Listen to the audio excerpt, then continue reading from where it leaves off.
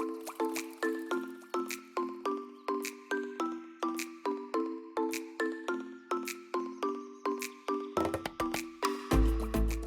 guys, thanks for showing up to my channel again. I'm so glad that you're here. I hope you're having a beautiful week. Today I want to talk to you about ways to get organized. So I've created a list here of all the things that I use to get organized, and I'm hoping some of them can benefit you. If you like this video, please share it, like it, subscribe. I'm going to have more coming at you.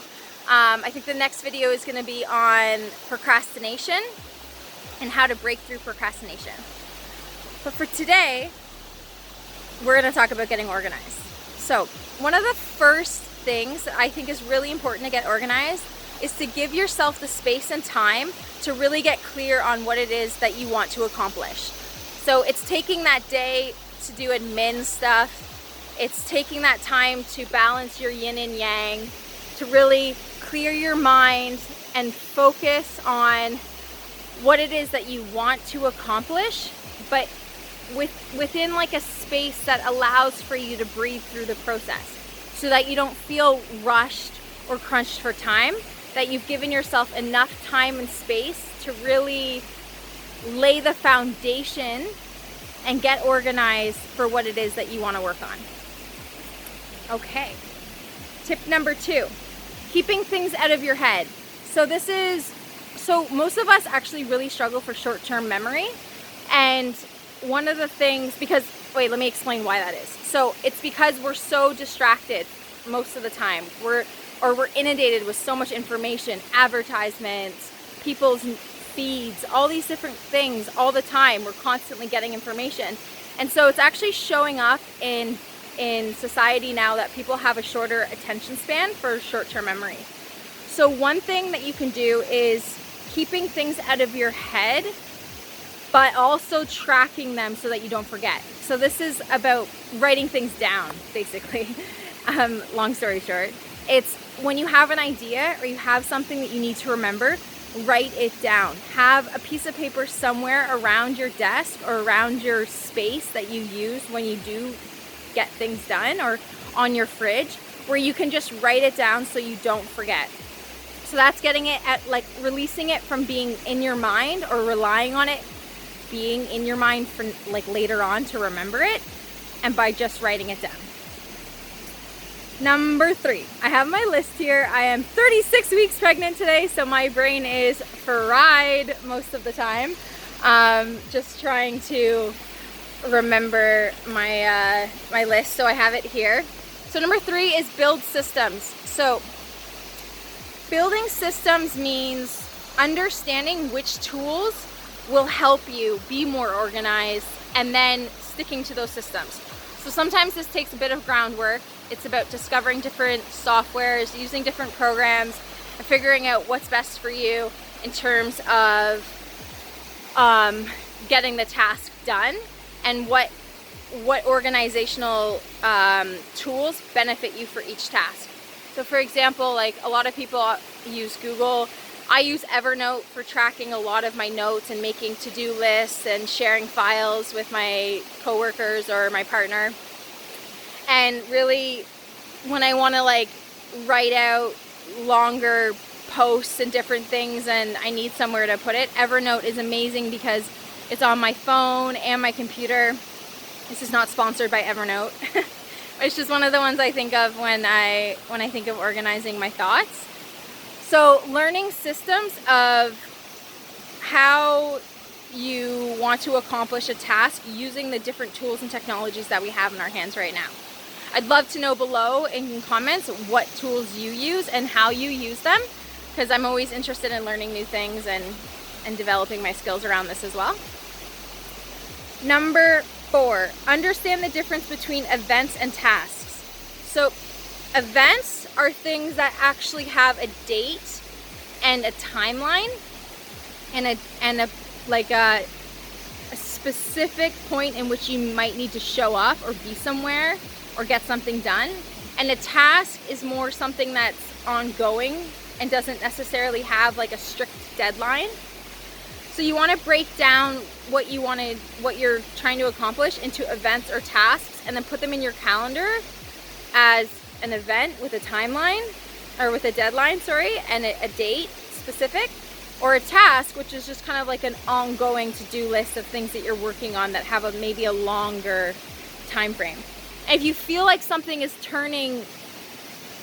a task and it's like taking forever and you feel like you're not really accomplishing it, oh, there's a hummingbird just like floating above me right now. Flew into my house the other day too. I had to catch it with a towel and bring it outside. It's crazy. So if you feel like a task is taking too long and you're not accomplishing it fast enough, and you need to kind of like light a fire under your butt about it, then you can add a date to it and make it more of an event. But I like doing that. I like having like, okay, so I need to be here at this day, I need to get it done by this day. That's an event. And then my task is like my ongoing to-do list. So I differentiate them that way. What's next on my list? Oh yeah, this is great. Batching similar tasks together. So this is when you like have a couple different things that you can get done that are very similar and close together in time frame, or like actual proximity of where you are in your house. So this is really good for like if you're cleaning or you're doing something that's like around the house, or if you're doing something that's like for business or social media or something like that, where you can do like posting here and there in several different places, or writing out several different posts and then creating several different images for them. That is batch tasking. So that's doing things stacked together so that you're not like, oh, I'm gonna write a post, and then, oh, then I'm gonna go do laundry, and then, oh, I'm gonna go create some images or some videos, or call my mom. Like, this will actually distract you, and it's really draining on your energy if you're scattering yourself to do several different, completely different things. You end up wasting a lot of time resetting your focus. That's the main thing, is that if you batch task, you get to stay in a focused flow state versus jumping all over the place to all different kinds of things. Number 6, put the most important tasks first on your to-do list. So just be more organized and more specific and more in the zone of prioritizing. That will obviously make sure that you don't like miss a deadline or miss like the time frame that something needs to be accomplished. And this can fluctuate and change, so don't feel like you can't go back to your list and like reorganize things and reshuffle things as things change. Nothing is concrete, and you can always go back and reevaluate like the importance of a task and prioritizing it and all those different things. Okay, number 7, use the Eisenhower matrix. I don't know if I'm saying that name right, probably am. But anyway, it's this is a chart with 4 squares that helps you list your tasks into different categories of important or unimportant, and urgent or not urgent. So I'll try to share a image of this in the video, see if I can pull that off in my editing. So basically think of it as like a square sectioned off into 4 boxes. So you have important, not important, urgent, not urgent, and then you write the tasks in there so that you can see, okay, this is important and urgent up here in the top left, and this is not important and not urgent down here in the bottom right. And then you get to understand, okay, now I know better what I need to focus on first. So I will try to get that image in here for you guys, or I'll link it in the description, a Google image or something, depending on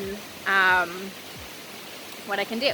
The last thing, number 8, is planning the night before. So this is just taking a bit of time before you go to bed to think about what you're going to do the next day, so that you wake up in more of a state of understanding, less of a state of panic of like, oh my gosh, I haven't thought of anything that I'm supposed to be doing today. And it allows us to release that pressure so that we can fall asleep and dream deeper, that we've taken the time to sit there and think for ourselves, like, what is it that I want to accomplish tomorrow? And then release it. Again, write it down so you remember. And then in the morning, if you need to wake up and organize it better into your tasks versus events, and then think about, again, stacking the things that are similar. They all tie together. All these different tips and tools tie together. And it takes a bit of practice, so don't be hard on yourself if you don't get them all right away. It definitely takes practice and a bit of time to like understand and learn what works for you. But these are the top 8 things that have worked for me really well in my business and in my life, and just and my clients, like helping them really understand that they can accomplish everything that they desire. It just takes learning a few habits and different tools. Okay, I was long-winded. I hope that you all have a beautiful rest of your day. I'm going to go now and have some breakfast and nurture my little baby in my belly.